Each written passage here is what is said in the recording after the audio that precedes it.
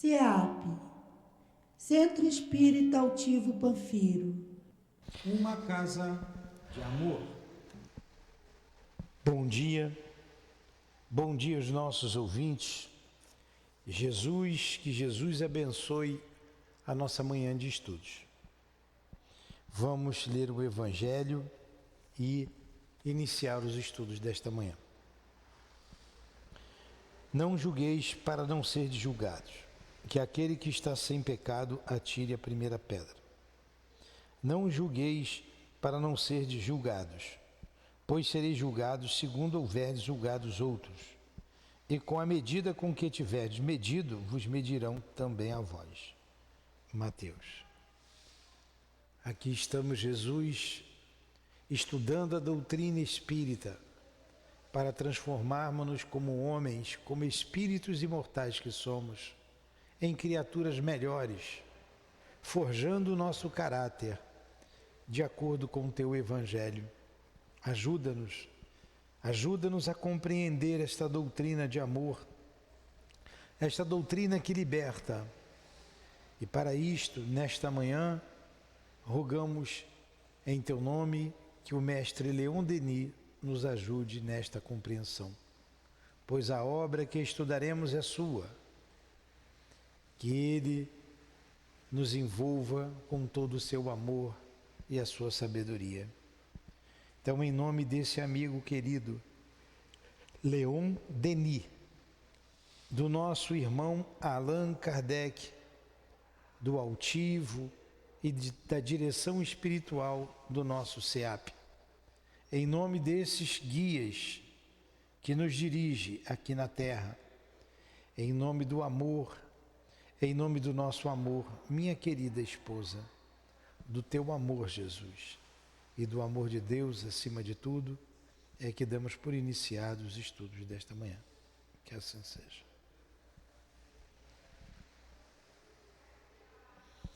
Então vamos lá. Continuamos estudando sobre a reencarnação. A reencarnação é a segunda parte do livro O Problema do Ser e do Destino. Estamos no item 18, Justiça e Responsabilidade, o problema do mal. Solucionando o problema do mal, o novo espiritualismo mostra, uma vez mais, sua superioridade sobre as outras doutrinas. Para os materialistas evolucionistas, o mal e a dor são constantes universais. Por toda parte dizem Taine, Surrey, Nietzsche, Haeckel, vemos o mal expandir-se e sempre reinar sobre a humanidade. No entanto, acrescentam com o progresso, o mal tornar-se-á menos. No entanto, acrescentam com o progresso, o mal tornar-se-á menos frequente, mas será mais doloroso, porque nossa sensibilidade física e moral crescerá. E sempre será preciso sofrer, chorar, sem esperança, sem consolação, por exemplo, no caso de uma catástrofe irreparável a seus olhos, como a morte de um ente querido. Consequentemente, o mal ainda superará o bem. Então, esses autores que ele está dizendo aqui, e deu esse exemplo deles, são autores materialistas, né? Por o Haeckel, Nietzsche, todos esses autores vieram na época do Iluminismo, trazendo as suas ideias para a humanidade. Ideias estas materialistas, que são incapazes de solucionar alguns problemas, como a perda de um ente querido, né, trazer consolação. E ele disse que esses males iam piorar com o desenvolvimento moral e intelectual da sociedade. Algumas doutrinas religiosas não são muito mais consoladoras. De acordo com o catolicismo, o mal parece predominar também no universo. E Satã, bem mais poderoso que Deus. O inferno, segundo a palavra fatídica, povoa-se constantemente de inumeráveis multidões, enquanto o paraíso é partilhado por raros eleitos. Para o crente ortodoxo, a perda, a separação dos seres que amou é quase tão definitiva quanto para o materialista. Nunca há para ele completa certeza de reencontrá-los, de reunir-se a eles algum dia. Eu, quando estava estudando filosofia, estudei sobre Hegel, sobre Nietzsche. Deixa eu ver aqui um pouquinho sobre Nietzsche.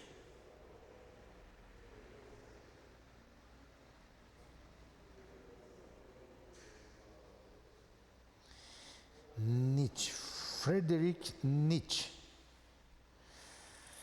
Friedrich Wilhelm Nietzsche foi um filósofo, filólogo, crítico cultural, poeta e compositor prussiano do século XIX, nascido na atual Alemanha. Escreveu vários textos criticando a religião, a moral, a cultura contemporânea, filosofia e ciência, exibindo uma predição por metáfora, ironia e aforismo. Esse aí foi o Nietzsche. Nietzsche defende a inexistência em vários sentidos. Inexistência de Deus, inexistência da alma, inexistência do sentido da vida. Olha aí quem foi Nietzsche. Tá? Então, eles não conseguiam consolar as grandes dores. É o que ele diz. Para ele, o ser humano deveria abandonar as muletas metafísicas, a chamada morte dos ídolos. O filósofo se opunha aos dogmas da sociedade, principalmente ao defender a verdade. Era uma ilusão. Ao defender que a verdade era uma ilusão. E o marxismo é ligado a esses autores. Quer ver um pouquinho aqui do Hegel? Hegel é danado também. Vamos ver aqui, Hegel.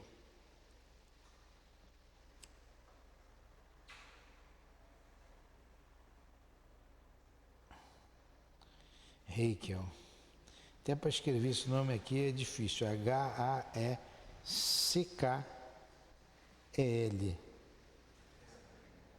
Hegel.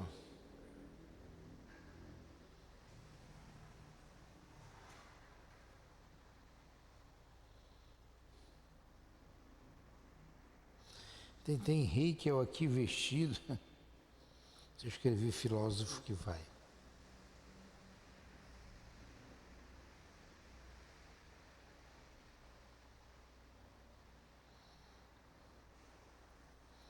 Daqui, vamos aqui.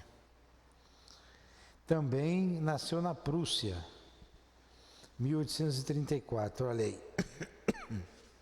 Filósofo do século XX. Professor, artista alemão que ajudou a popularizar o trabalho de Charles Darwin e um dos grandes expoentes do cientificismo positivista. Descreveu, nomeou várias espécies novas, mapeou uma árvore. Homens inteligentes, olha, foi médico, artistas, enfim.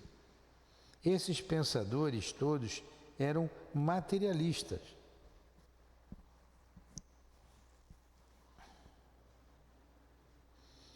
Eram autores materialistas. E a igreja, como está dizendo Leon Denis, não fica distante dessas teorias, porque ela prega o inferno e o céu, prega a separação e ela não consola. Né? Nunca para o homem completa a certeza de reencontrá-los e reunir algum dia. Essa teoria da igreja. Porque se a minha esposa for para o céu e eu para o inferno, eu nunca mais vou encontrá-la. Se a minha mãe for para o inferno e eu for para o céu, eu nunca mais encontro a minha mãe.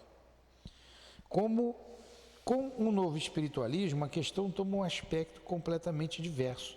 O mal é apenas o estado transitório do ser no processo de evolução em direção ao bem. O mal é a medida da inferioridade dos mundos e dos indivíduos. É também, como vimos, a sanção do passado. Toda escala comporta graus. Nossas vidas terrestres representam os baixos degraus de nossa eterna ascensão. Tudo em torno de nós demonstra a inferioridade do planeta que habitamos.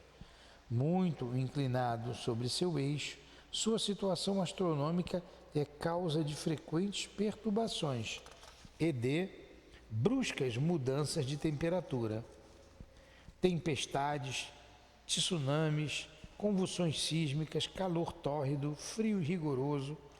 A humanidade terrestre, para subsistir, está condenada a um penoso labor. Milhões de homens, curvados sobre sua tarefa, não conhecem repouso nem bem-estar. Ora, existem relações estreitas entre a ordem física dos mundos e o estado moral das sociedades que o povoam. Os mundos imperfeitos, como a Terra, são, em geral, reservados às almas pouco evoluídas. Todavia, nossa estada neste meio é somente temporária e subordina-se a exigências de nossa educação psíquica. Outros mundos mais bem aquinhoados nos guardam. O mal, a dor, o sofrimento, atributos da vida terrestre, têm seu papel obrigatório. São o açoite, a espora que nos estimulam e nos põem em marcha para diante. O mal, sob este aspecto, tem apenas um caráter relativo e passageiro. É a condição da alma, ainda criança, que se ensaia para a vida.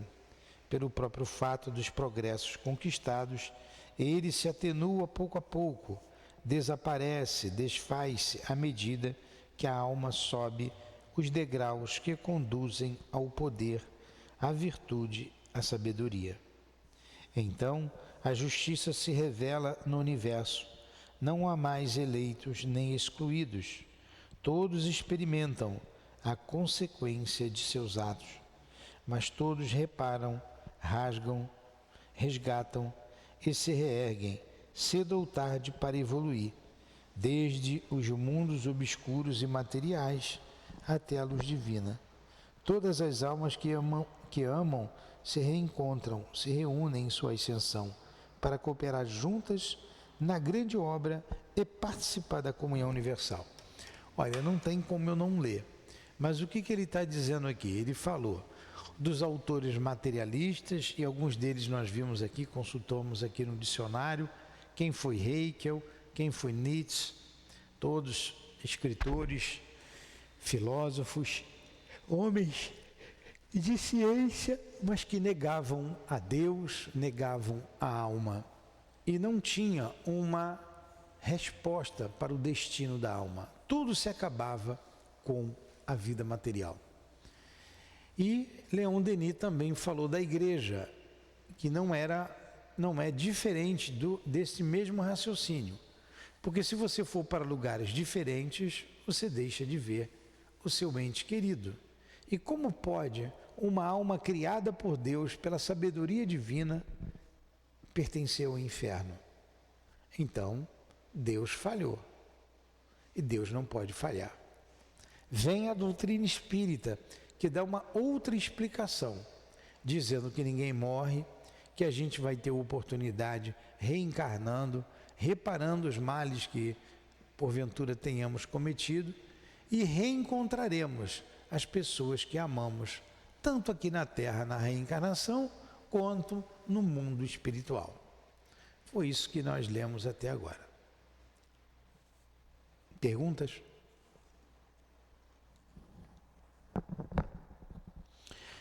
Portanto, não existe mal real, mal absoluto no universo, mas em toda parte a realização lenta e progressiva de um ideal superior. Em toda parte a ação de uma força, de uma potência, de uma causa, que mesmo nos deixando livres, nos atrai e nos encaminha para um estado melhor. Em toda parte, o grande labor dos seres que trabalham para desenvolver em si, à custa de imensos esforços, a sensibilidade, o sentimentalismo, o sentimento Sentimentalismo não, o sentimento, a vontade, o amor. Essa é a doutrina espírita. Vamos para um segundo grupo de ideias aqui.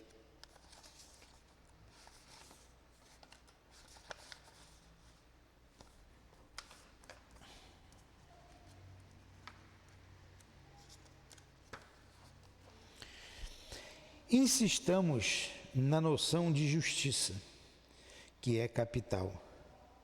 Capital, pois, é imprescindível, uma necessidade imperiosa para todos. Saber que a justiça não é uma palavra vã, que há uma sanção para todos os deveres e compensações para todas as dores. Nenhum sistema pode satisfazer nossa razão, nossa consciência, se não concretizar a noção de justiça em toda a sua amplitude. Esta noção está gravada.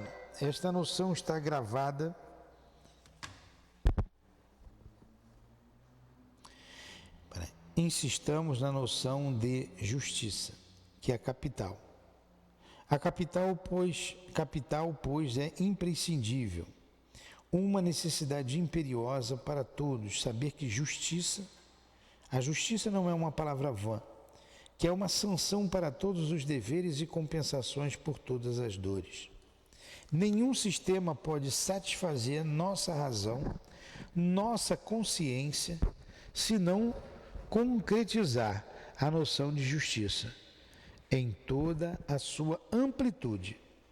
Esta noção está gravada em nós, é a lei da alma e do universo, e é por tê-la desconhecido que tantas doutrinas se enfraquecem e se apagam no momento presente em torno de nós.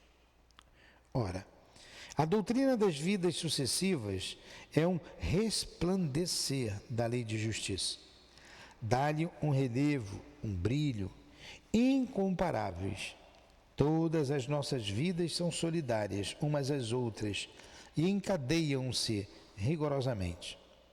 Nossos atos e suas consequências constituem uma sucessão de elementos que se ligam uns aos outros pela relação estreita de causa e efeito. Constantemente experimentamos-lhes os resultados inevitáveis em nós mesmos, em nosso ser interior, bem como nas condições exteriores de nossa vida. Nossa vontade atuante é uma causa geradora de efeitos mais ou menos longínquos, bons ou maus, que recaem sobre nós e formam a trama dos nossos destinos. O cristianismo, renunciando-se a esse mundo, rejeitava a felicidade e a justiça no além. E se seus ensinamentos bastavam aos simples e aos crentes, tornava-se fácil para os céticos hábeis eximir-se da justiça, sob o pretexto de seu reino não era sobre a terra, mas com a prova das vidas sucessivas. Tudo fica diferente. Então ele está falando aqui da questão da justiça, né? Porque a doutrina das vidas sucessivas, há justiça de Deus. A gente responde sempre aqui na Terra para reparar o mal que fizemos, ou continuar mais feliz, colhendo os frutos do bem que plantamos. No início, o cristianismo rejeitava essa ideia. Com o espiritismo, isso se faz, claro e racional, em nossos corações. Como ele diz aqui, a prova das vidas sucessivas, tudo fica diferente. A justiça não fica mais relegada a um domínio quimérico e desconhecido. Ela está aqui mesmo, é em nós e em torno de nós que ela se exerce seu império. O homem tem de reparar no plano físico o mal que tiver feito, no mesmo plano. Ele volta ao cadinho da vida no próprio meio em que se tornou culpado, junto daqueles a quem enganou, expoliou, despojou, para sofrer as consequências dos seus procedimentos anteriores. Com o princípio dos renascimentos, a ideia de justiça se esclarece e se confirma. Olha, a reencarnação, tem uma frase aí muito, dos espíritas, colocam nos carros, reencarnação, uma questão de justiça. Porque é uma questão de justiça. Você repara o mal feito aqui na Terra. Como dissemos, ou a gente colhe depois, os frutos no mundo espiritual e voltamos à Terra em condições melhores. A lei moral, a lei do bem, revela-se em toda a sua harmonia. Enfim, o homem o compreende. Esta vida é apenas um elo da grande corrente de sua existência. Tudo aquilo que semeia colherá, mais cedo ou mais tarde. Assim sendo, não é mais possível ignorar nossos deveres, nem negligenciar nossas responsabilidades. Nisto, como em tudo, o dia seguinte fica sendo o produto da véspera. Sob a aparente confusão dos fatos, descobrimos as relações que os ligam, em vez de estarmos submissos a um destino inflexível, cuja causa seria exterior a nós, tornando-nos seus mestres e autores. Bem longe de ser dominado pela sorte, o homem a domina e a cria por sua vontade e seus atos. O ideal de justiça não é mais rejeitado no mundo transcendental. Podemos definir-lhe as determinações em cada vida humana renovada, em sua relação com as leis universais, no domínio das coisas reais e tangíveis. Esta grande luz se faz precisamente onde as velhas crenças desmoronam ao peso do tempo, onde todos os sistemas estão rachando, onde os deuses do passado se ocultam e se distanciam. Há muito tempo, o pensamento humano ansioso tateia na noite à procura do edifício moral que deve abrigá-lo. E eis que a doutrina dos renascimentos vem oferecer-lhe o ideal necessário a toda a sociedade em marcha e, ao mesmo tempo, o corretivo indispensável aos apetites violentos, às ambições desmedidas, à avidez das riquezas, pelos postos, pelas honras, dique ao transbordamento de sensualismo que ameaça fazer-nos submergir. Realmente, o sensualismo está fazendo a sociedade submergir. Está fazendo a sociedade imergir. Sabe qual é a palavra, a diferença de emergir e imergir? Imergir, você não vai esquecer nunca. O pingo do i afunda, empurra. O submarino imergiu, então ele foi para o fundo do mar. Emergir, subir. O submarino emergiu, subiu. Então, a questão da sensualidade está muito em voga. Se estava na época de Leon Denis, se tinha isso, imaginem hoje, hein? Ele ia ficar doido aqui se ele visse o que a gente vê por aí, Ia ficar abismado com tudo índio aqui, reencarnação de índio, E a gente tem que ter cuidado hoje com além disso, as drogas. Muita degradação em nossa sociedade, muita.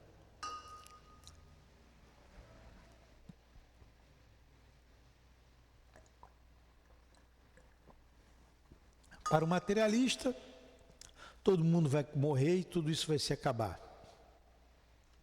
E muitos homens da política querem mais que isso aconteça para eles dominarem a sociedade. Vão morrer mesmo, tudo vai se acabar ali. Para a igreja, esses vão para o inferno. Quer dizer, vamos ver se tem vaga para todo mundo, do jeito que está. E para o espírita, para o que compreende a reencarnação, são espíritos mais infantis, que estão aí distraídos da vida, buscando os prazeres nesta vida. e colherão os frutos de tudo que estão plantando em breve. Né? Question? Nenhuma pergunta? Ninguém vai perguntar nada? Então vou continuar aqui lendo. Com ela, quer dizer, com a reencarnação, e vocês todos aí reencarnarão em breve, né? O homem aprende a suportar sem amargor e sem revolta as existências dolorosas indispensáveis à sua purificação. Aprende a submeter-se a desigualdades naturais e passageiras que resultam da lei de evolução, a desenhar as divisões factícias e malsãs provenientes dos preconceitos de castas, de religiões ou de raças. Estes preconceitos se dissipam integralmente a partir do momento em que se fica sabendo que todo espírito em suas vidas ascendentes tem de passar pelos meios mais diversos. Graças à noção das vidas sucessivas, ao mesmo tempo que as responsabilidades individuais e as coletividades nos aparecem mais distintas. Aí você vê que para você entender reencarnação, como que você tem que ler? Leon Denis passa essa ideia de reencarnação por vários aspectos.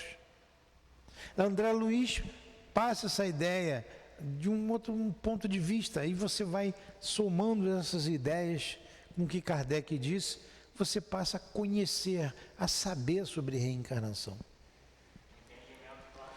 Um entendimento mais fácil, mais amplo. Graças à noção das vidas sucessivas, ao mesmo tempo que responsabilidades individuais, as das coletividades nos aparecem mais distintas. Há em nossos contemporâneos uma tendência a transferir o peso das dificuldades presentes para as gerações vindouras, persuadidos de que não mais voltarão à Terra. Deixam a nossos sucessores o encargo de resolver os espinhosos problemas da vida política e social. Então eles acham, olha, o que eu fizer agora é problema de quem vai vir depois. Só que quem vai vir depois sou eu mesmo. Então esses políticos colherão o que estão plantando. E provavelmente, do jeito que nós estamos caminhando para um planeta melhor, colherão isso em outro lugar, em outros planetas, sofrendo as consequências daquilo que estão fazendo com que o povo sinta hoje. Somos herdeiros de nós mesmos. É isso aí. Quando a sociedade tiver isso em sua mente, certamente vai agir diferente.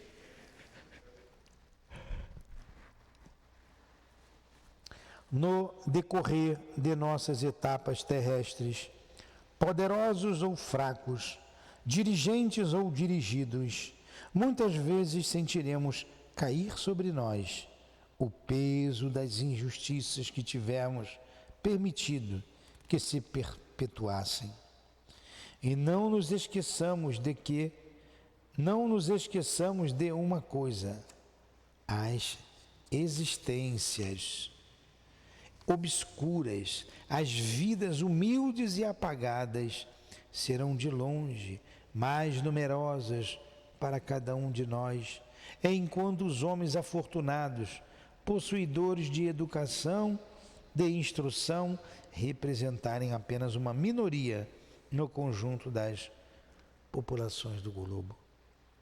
Mas quando a grande doutrina se tiver tornado a base da educação humana e todos a compartilhem, quando a prova das vidas sucessivas aparecer aos olhos de todos, então os mais instruídos, os mais refletidos, desenvolvendo em si as intuições do passado, compreenderão que viveram em todos os meios sociais e demonstrarão mais tolerância e benevolência para com os pequenos. Sentirão que há menos maldade e animosidade do que sofrimento revoltado na alma dos deserdados, e que proveito admirável podem tirar de suas próprias experiências, difundindo em torno de si a luz, a esperança, a consolação. Então o interesse, o bem pessoal, tornar-se-á o bem de todos. Cada qual sentir-se-á inclinado a cooperar mais ativamente para a melhoria dessa sociedade, em cujo seio terá de renascer, a fim de progredir com ela e avançar em direção ao futuro. Está aí. Quando essa doutrina for divulgada, for a base da educação da nossa sociedade, a sociedade vai ficar bem melhor. Imagina você estudando Leon Denis no colégio, estudando Kardec, o Livro dos Espíritos, o Evangelho. Para essa turma que está aí no poder, nem pensar nisso, hein? Mas no futuro terá que ser assim. Perguntas?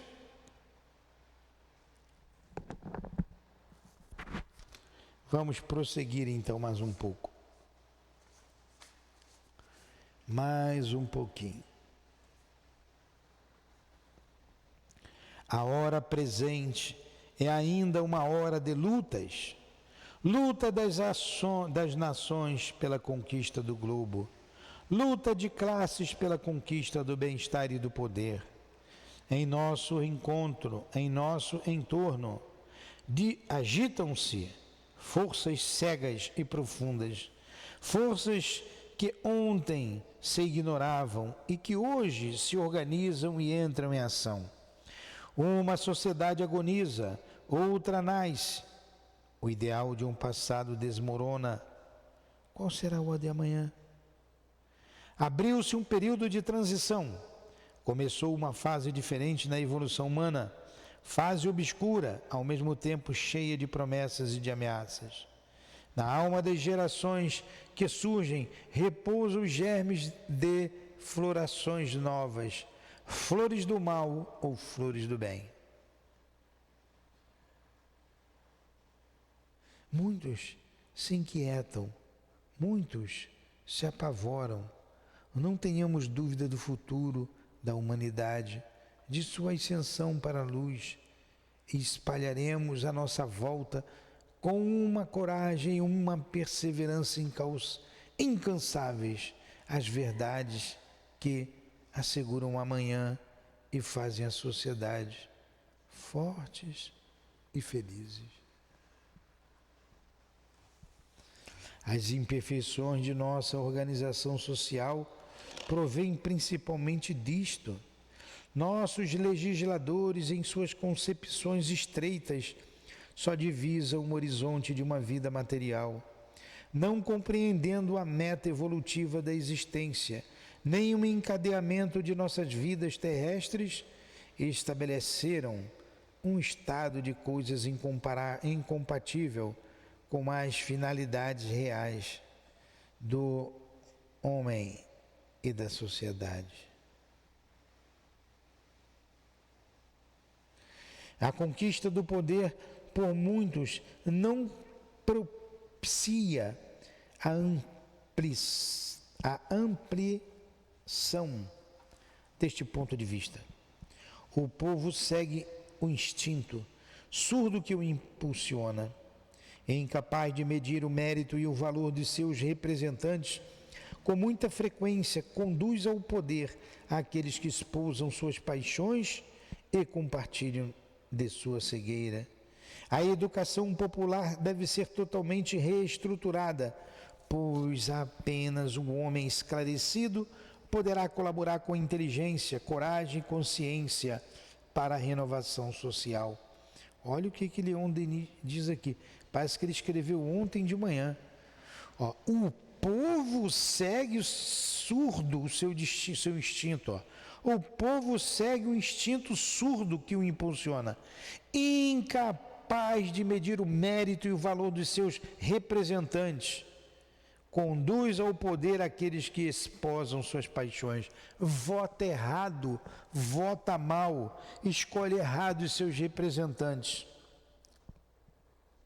E somente a educação popular deve ser totalmente, a educação popular deve ser totalmente reestruturada, pois apenas o homem esclarecido poderá colaborar com inteligência, coragem e consciência para a renovação social. Está aí.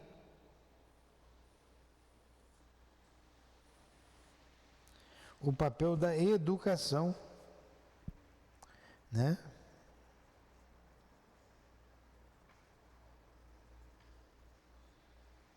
A importância da educação. E como está lá no livro dos Espíritos, não a educação que instrui, mas a educação que forma o caráter do homem, que forma os caracteres, como diz lá no livro dos Espíritos. A educação moral. Está lá no final da Lei do Trabalho. Kardec falando sobre isso. Nas reivindicações atuais, especula-se muito sobre a questão do direito. Sobrecitam-se os apetites, exaltam-se os espíritos. Escreveu ontem de manhã isso. Ontem de manhã não, hoje de manhã. Esquece-se de que o direito é inseparável do dever e até mesmo de que ele é apenas a resultante deste. Não existe liberdade sem responsabilidade.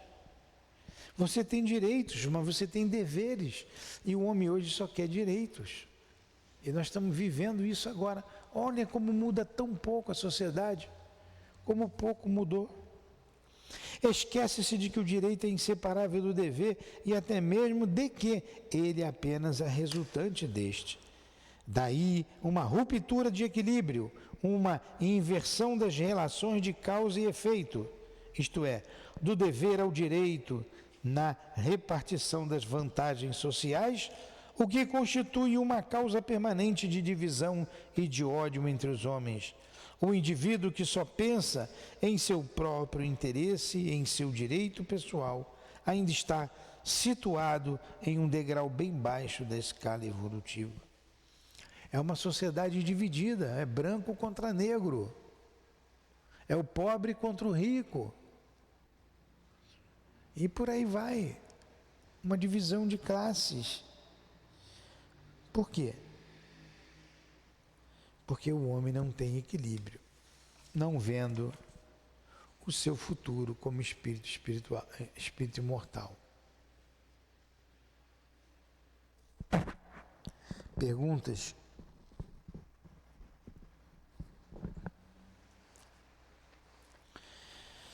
Assim como disse Godin, fundador da cooperativa de produção de Guise, o direito decorre do dever cumprido.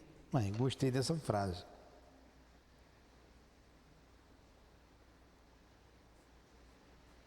O direito decorre do dever cumprido. Os serviços prestados à humanidade, sendo a causa, o direito torna-se o efeito. Em uma sociedade bem organizada, cada cidadão colocar-se-á, segundo o seu valor pessoal, seu grau de evolução e na medida de sua contribuição social. O indivíduo só deve ocupar uma posição merecida. Seu direito é proporcionalmente igual à sua capacidade para o bem.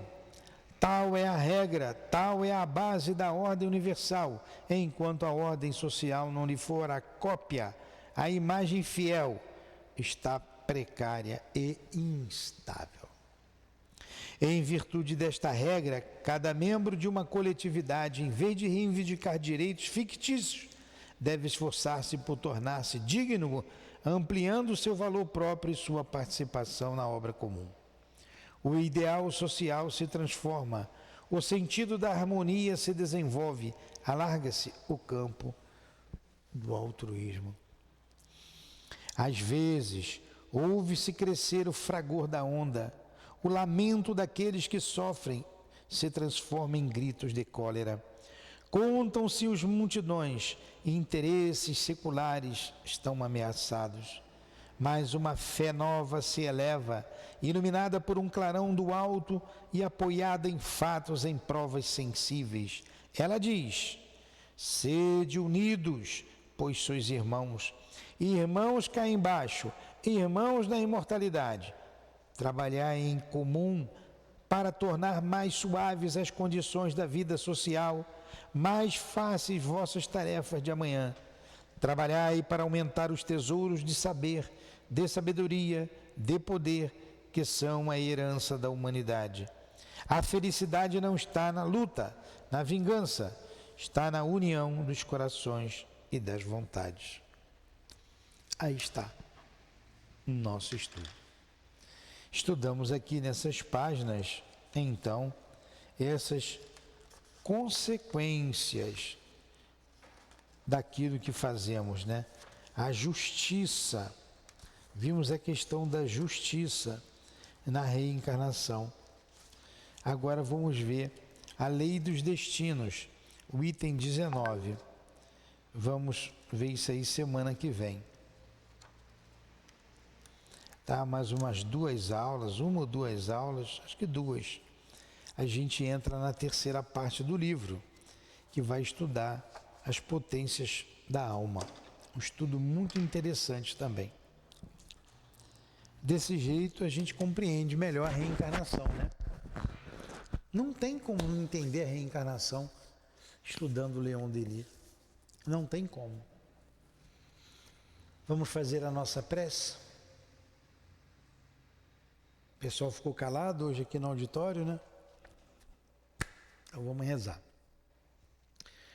Que Deus abençoe a todos nós que aqui estamos, encarnados e desencarnados, aprendendo com Leon Denis a lei da reencarnação, a palingenésia. Muito obrigado, Leon Denis, pelo teu apoio, pelo teu amor, pela tua preocupação com a humanidade, conosco, para entendermos os nossos destinos de maneira mais fácil. Muito obrigado. Muito obrigado ao Altivo e a esta Casa de Amor por tudo que nos proporciona em termos de trabalho e de conhecimento. Obrigado, Allan Kardec. Obrigado, Jesus. Obrigado, meu Deus. Em nome desses espíritos amigos e queridos, em nome do amor que vibra nesta Casa de Amor, na direção espiritual do SEAP, do nosso irmão Altivo, em nome do amor de Leon Denis, do amor de Kardec, em nome do nosso amor, Lourdinha, mas acima de tudo, em nome do amor de Deus, nosso Pai, damos por encerrados os estudos da manhã de hoje, em torno do livro Problema do Seio e do Destino. Que assim seja.